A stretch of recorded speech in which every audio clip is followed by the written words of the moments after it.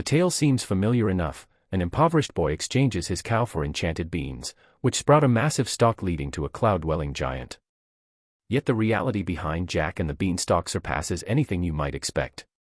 This children's story predates biblical texts, Egyptian monuments, and even written language itself. Hidden within this seemingly simple narrative lies an ancient mystery, a legend transmitted orally across more than 5 millennia, containing themes of titans, deities, and something profoundly ominous. Once revealed, this truth will transform your understanding of the tale forever. Before exploring the hidden depths of this story, let's revisit the familiar version.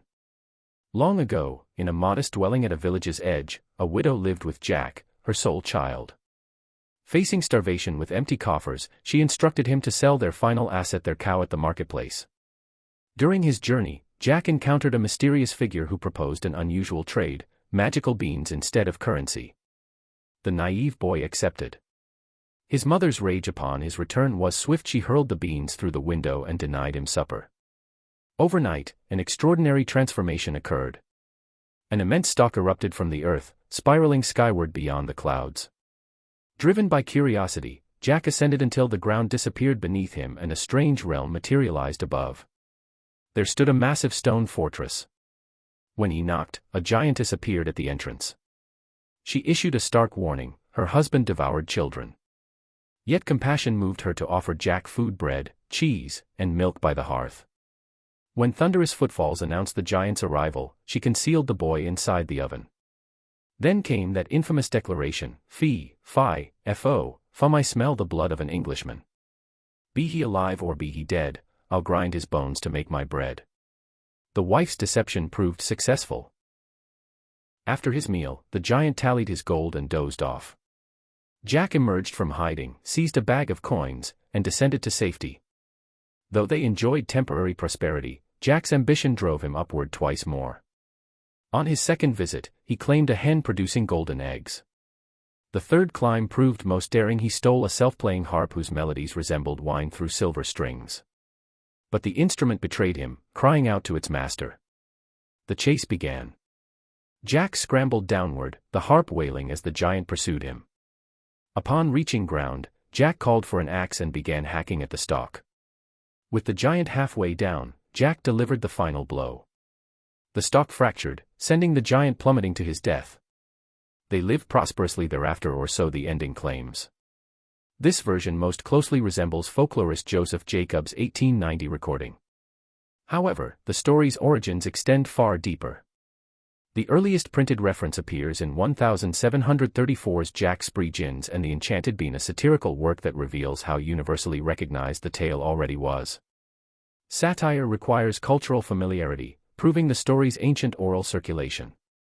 By 1807, Benjamin Tarbet's publication transformed Jack into a righteous figure. A fairy reveals that the giant murdered Jack's father and seized his wealth, reframing theft as justice and murder as vengeance, a Victorian moral renovation of an originally amoral trickster character. Jacob's later version, based on oral traditions collected from Mrs. Hunt, likely reflects generations of storytelling predating print. This earlier iteration contains no fairy, no justification, merely Jack, employing cunning over morality, embodying the classic trickster archetype. Even the giant's chant proves remarkably ancient. Shakespeare referenced it in King Lear, circa 1605, already treating it as an established folk rhyme. Scottish scholar Charles May later proposed these nonsense syllables derived from Gaelic, translating roughly to, "Behold, food sufficient to satisfy my hunger, not gibberish, but a hunter's call." Giants populate world mythology extensively. David defeats Goliath. Odysseus blinds Polyphemus. Norse gods battle the primordial Jotnar. These titans often represent first inhabitants, ancient, powerful, preceding humanity. Some folklorists propose a radical interpretation: perhaps the giant represents historical memory, an echo of conquered peoples, transformed through victors' tales into monstrous figures. Through this lens, Jack becomes something darker, an invader claiming others' wealth, destroying previous guardians. Not a hero, but a colonizer in fairy tale form. This seemed speculative until 2016, when researchers made an extraordinary discovery. Classified as ATU 328, the boy who stole the ogre's treasure, this tale pattern appears globally: Italy, Scandinavia, India, and beyond, all sharing core elements: an impoverished child, a monstrous guardian, magical theft. Researchers applied evolutionary analysis methods to trace the story's lineage. Their conclusion: Jack's narrative spans over 5,000 years, predating the Bible, pyramids, and writing itself an oral tradition surviving migrations, wars, and centuries.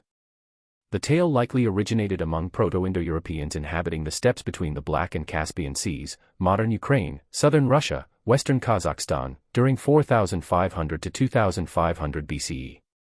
These semi-nomadic herders left minimal archaeological evidence: burial mounds called kurgans, pottery, ornaments, yet their language evolved into Greek, Latin, Sanskrit, Norse, Celtic, and countless others.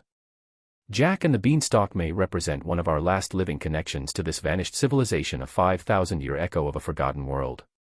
Jack's story embodies the cultural hero motif recurring throughout ancient mythology. A daring individual enters forbidden realms, steals something powerful, and transforms humanity. Prometheus climbs to divine heights, stealing fire to illuminate civilization, suffering eternal punishment. Like Jack, he bridges mortal and divine worlds, returning with transformative gifts. This pattern reverberates elsewhere. Odin infiltrates giant territories to claim the mead of poetry. Gilgamesh defeats Humbaba to claim sacred cedar. Each defies guardians, crosses forbidden boundaries, and returns with civilization-altering treasures. Even the setting resonates mythically. Greek gods inhabit cloud-shrouded Olympus. Norse deities dwell in Asgard, connected earthward by a rainbow bridge. Many cultures feature world trees, cosmic axes linking heaven, earth, and underworld. Jack climbs a living tower sprouting overnight, a gateway between realms, echoing the universal axis mundi. Consider a darker possibility: what if Jack died that night? In ancient Greek tradition, particularly among Pythagoreans, beans held sacred significance. They believed beans contained departed souls, their sprouting roots resembling tiny embryo spirits emerging from soil. Even digestive effects were interpreted as ghostly exhalations. The bean plant itself represented a bridge between living and dead. When Jack trades their cow representing life, sustenance, survival for beans, he symbolically exchanges life for death. The beanstalk ascends skyward, and Jack climbs. Yet numerous ancient belief systems locate the afterlife above, not below. Mayan cosmology viewed the Milky Way as a world tree through which souls passed. Norse mythology's Yggdrasil connected living, dead, and divine realms. Hindu tradition describes the Ashvatha with heavenly roots and earthward branches. Siberian shamanic practices involve ascending sacred poles to reach spirit worlds. Jack's beanstalk fits perfectly, a supernatural vine reaching beyond mortality into otherworldly realms. And what awaits at the summit? A guardian figure. A self-playing harp. An egg-laying hen providing endless sustenance. Inexhaustible gold. These aren't mere treasures, they're symbols: music, nourishment, immortality. Not earthly riches, but soul rewards. The giant may not be villainous at all, but rather a guardian of the dead, like Hades, Yama, or countless other psychopomps protecting afterlife gates. Jack steals, flees, descends, then severs the beanstalk, cutting the bridge between living and dead. The journey concludes. This resembles not fairy tale, but ritual journey, a mythic passage echoing ancient narratives: Inanna's Sumerian underworld descent, Orpheus crossing into Hades, Dumuzi's cyclical death and resurrection. Jack ascends, confronts the guardian, claims something magical, survives, and returns. Perhaps he didn't rob a giant. Perhaps he discovered what awaits us all at the climb's end. And if that revelation unsettled you, wait until you learn what transpired in Hamelin.